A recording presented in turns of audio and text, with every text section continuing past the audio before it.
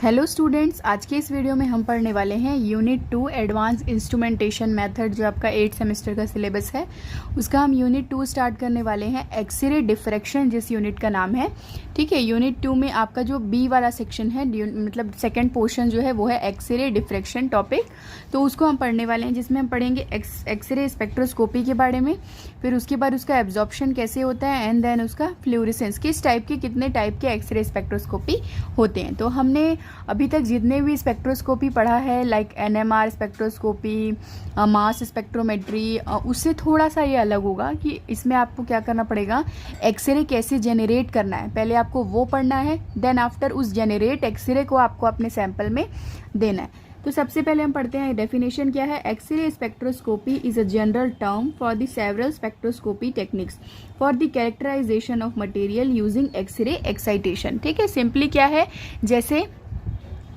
जैसे क्या होता था कि आपने अब तक जितने भी आपने पढ़ा हुआ है एनएमआर और मास स्पेक्ट्रोमेट्री, हम अपना सैंपल लेते हैं और उसमें कुछ यूवी भी आपने देखा तो यूवी लाइट पास करते हैं, देन आप अपने कंपाउंड की एनालिसिस कर लेते हो, आपकी प्योरिटी टेस्ट हो जाती है। उसी तरीके से इसमें भी हम क्या कर सकते हैं, क्या बोल सकते हैं कि ये हमारा, जैसा आप डायग्राम देख रहे हो, ये आपका अगर सैंपल है, ठीक है, तो आप अपने सैंपल में आप क्या करोगे, आप एक्सरेज पास करोगी। ठीक है, जैसे आईआर में इंफ्रारेड रेडिएशन पास करते हैं, यूवी में अल्ट्रावायलेट रेडिएशन पास करते हैं, उसी तरीके से अब क्या करोगे, आप अपने सैंपल में एक्सरेज पास करोगे और अपने सैंपल मॉलिक्यूल्स की एनालिसिस कर सकते हो। ठीक है, तो उसके बाद क्या है, it is a characterization of the X-ray excitation. Next क्या है, the wavelength of X-ray is 0.1 to 10 nanometre. जो एक्सरे का वेवलेंथ होता है वो भी नैनोमीटर में ही होता है, यूवी का भी वैसे ही होता था नैनोमीटर में। तो इसका जो वेवलेंथ है वो कितना है, 0.1 to 10 नैनोमीटर। अगर आर्मस्ट्रॉम में बात करोगे तो 0.1 to 100 आर्मस्ट्रॉम।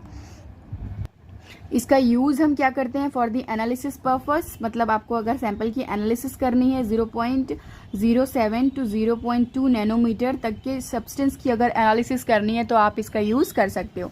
तो ये एक डायग्राम है कि ये अगर आपकी क्रिस्टल सैंपल है। एक चीज़ और, एक्सरे स्पेक्ट्रोस्कोपी जो हम यूज़ करते हैं कि सैंपल में हम एक्सरेज पास करेंगे और आप कंपाउंड की एनालिसिस करोगे, ये किसी भी क्रिस्टल का, जो ये क्यूबिक स्ट्रक्चर होता है क्रिस्टल का, किसी भी क्रिस्टल के क्यूबिक स्ट्रक्चर को पता करने के लिए एक्सरे स्पेक्ट्रोस्कोपी का यूज़ किया जाता है। तो इसमें क्या करते हैं, ये एग्जाम्पल ले लीजिए, ये हमारा सैंपल है, अलग अलग क्यूब्स इसमें हैं। हम इसमें क्या करते हैं, एक्सरेज, इंसिडेंट एक्सरे पास करते हैं। तब क्या होता है, इसमें अलग अलग टाइप की रेज, जैसे ये कुछ, अब आप ये सैंपल ले रहे हो तो कुछ एक्सरे क्या हो जाएगी, डिफ्रैक्ट हो जाएगी। ठीक है, दोनों तरफ कुछ एक्सरे डिफ्रैक्ट हो जाती है और कुछ स्ट्रेट सीधी निकल जाती है। तो ये जो डिफ्रैक्टेड हुई एक्सरे होती है उसे हम कहते हैं डिफ्रैक्टेड रेडिएशन, और ये नीचे वाली डिफ्रैक्टेड रेडिएशन अगर आप पास करोगे तो कुछ जो है दोनों तरफ से पास हो जाएगी और एक सीधी निकल जाती है, और जो सीधी निकल जाती है उसको हम बोलते हैं ट्रांसमिटेड रेडिएशन, क्योंकि वो आगे ट्रांसफर हो गई है। और ये आपका जो होता है इसे हम कहते हैं फ्लूरेसेंस रेडिएशन। ठीक है, तो ये आपका सैंपल क्रिस्टल डिफ्रैक्ट हो गई, वो डिफ्रैक्टेड रेडिएशन, और ट्रांसफर हो गई, इसीलिए हम उसको कह रहे हैं ट्रांसमिटेड रेडिएशन, और इसी को हम कहते हैं फ्लूरेसेंस रेडिएशन। अब ये क्या बोल रहा है, नेक्स्ट लाइन बोला, radiation which is transfer is known as transmitted radiation. जो रेडिएशन ट्रांसफर हो जाए उसे हम क्या बोलते हैं, ट्रांसफर्ड रेडिएशन या ट्रांसमिटेड रेडिएशन। अब क्या करते हैं, नेक्स्ट हम क्या है, diffracted radiation which diffracted by incident X-ray is different angle. अब एक चीज़ आप समझिए कि जब ये पार्टिकल से आपकी कुछ एक्सरे डिफ्रैक्ट हो जाएगी तो ये जो बन रहा है ये क्या है, इसका एंगल। तो जो डिफ्रैक्शन का एंगल होगा वो अलग अलग होता है। ठीक है, तो ये जो डिफ्रैक्टेड रेडिएशन है वही चीज़ बोल रहा है, diffracted radiation which is diffracted by incident X-ray. Incident X-ray मतलब ये incident X-ray radiation is different angle, इसका जो एंगल है वो अलग अलग होता है, डिफरेंट होता है। ठीक है, तो उसके बाद क्या नेक्स्ट क्या आपको देखना है, नेक्स्ट देखिए ये है, this techniques is based on 3 radiation, 3 types of radiation पे बेस्ड है। पहला है आपका एक्सरे डिफ्रैक्शन, जिसको हम बोलते हैं XRD। एक्सरे डिफ्रैक्शन क्या होता है आप देखते हैं। एक्सरे डिफ्रैक्शन आपको XRD ही पढ़ना है, आपके जो चैप्टर है उसमें। This method are based on scattering of X-ray by crystal. Scattering का मतलब क्या होता है, एक्सरेज का आपके सैंपल पर पड़ना। ठीक है, किस तरीके से आपके क्रिस्टल पर, आपकी जो क्रिस्टल, आप जो सैंपल लोगे क्रिस्टल सैंपल, उस पर किस तरीके से स्कैटरिंग, मतलब जो आपका एक्सरे है वो किस तरीके से पड़ेगा। नेक्स्ट क्या है, by using this method analysis can be easily identify the crystal structure of any solid compound, ठीक है, कोई भी सॉलिड कंपाउंड के क्रिस्टल का स्ट्रक्चर आप पता कर सकते हो with a high degree of specificity and accuracy. आपको एक एक्यूरेट रिजल्ट जो है वो मिल जाएगा, एक स्पेसिफिक रिजल्ट मिल जाएगा, किसी भी सैंपल का क्रिस्टल का आपको स्ट्रक्चर पता चल सकता है। XRD is extremely important method as compare to other X-ray spectroscopy. जितनी भी अदर एक्सरे स्पेक्ट्रोस्कोपी है उसके कंपैरिजन में जो XRD है वो क्या है, एक अच्छी इंपॉर्टेंट मेथड है और सबसे ज़्यादा यूजफुल भी है। नेक्स्ट है आप लोगों का एक्सरे एब्जॉर्प्शन, ठीक है। फर्स्ट हमने देखा X-ray diffraction and second one is X-ray absorption. X-ray absorption नाम से ही समझ आ रहा है, एब्जॉर्ब करने वाली रेज को। क्या है, this are similar to absorption method other than region of electromagnetic spectra like UV visible IR spectroscopy. हमने पहले ही पढ़ा हुआ है यूवी और IR को। जो यूवी विजिबल स्पेक्ट्रोस्कोपी है उसका प्रिंसिपल क्या है, absorption.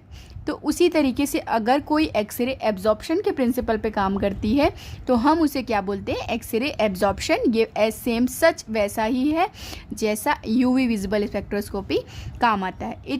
It gives information about absorbing material, ठीक है। जैसे मैंने बताया हुआ है यूवी में अगर आप मान लीजिए रेस पास करते हैं तो कुछ परसेंट यहाँ एब्जॉर्ब हो जाएगा और 99% बाहर निकलेगा। तो आप ये जो 99% बाहर निकला है उसके बेसिस पे आप ये बता सकते हो कि 1% का एब्जॉर्प्शन हुआ है। उसी तरीके से अगर कोई रेस काम करेगी तो उसको हम बोलते हैं एक्सरे एब्जॉर्प्शन।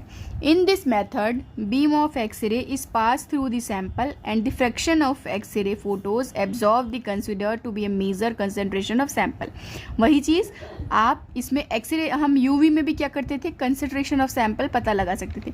तो ये वाला जो मेथड है 100 में से 99 बाहर निकला तो आपको ये पता चल गया कि 1% का एब्जॉर्प्शन हुआ।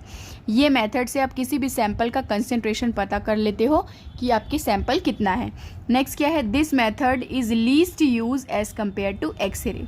जो एक्सरे की जो और मेथड्स हैं उसके कंपैरिजन में ये वाला मेथड कम यूज़ होता है, ठीक है, ज़्यादा यूज़फुल नहीं है ये मेथड, क्योंकि एब्जॉर्प्शन के बेसिस पे आपको कंपाउंड का कंसंट्रेशन पता करने के लिए ऑलरेडी आपके पास यूवी स्पेक्ट्रोस्कोपी है, तो इसलिए एक्सरे एब्जॉर्प्शन उतना ज़्यादा यूज़फुल नहीं है। नेक्स्ट है आपका, it is use only to detect the information in the internal structure, elemental analysis, thickness and the measurement of sample, ठीक है। तो ये जो बेसिक आपका जो इंटरनल स्ट्रक्चर, किसी भी कंपाउंड का internal structure, elemental analysis, chemical thickness and the measurement, इसके लिए हम यूज़ करते हैं। नेक्स्ट है आपका एक्सरे फ्लूरेसेंस, जो कि लास्ट है। हमने जो पढ़ा हुआ है फ्लूरीमेट्री, जिसमें हमने पढ़ा था फ्लूरेसेंस एंड फॉस्फोरेसेंस, वही टर्म इसमें यूज़ होगा। इसमें क्या बोल रहा है, फ्लूरेसेंस जो है वो इमिशन के प्रिंसिपल पे काम करता है।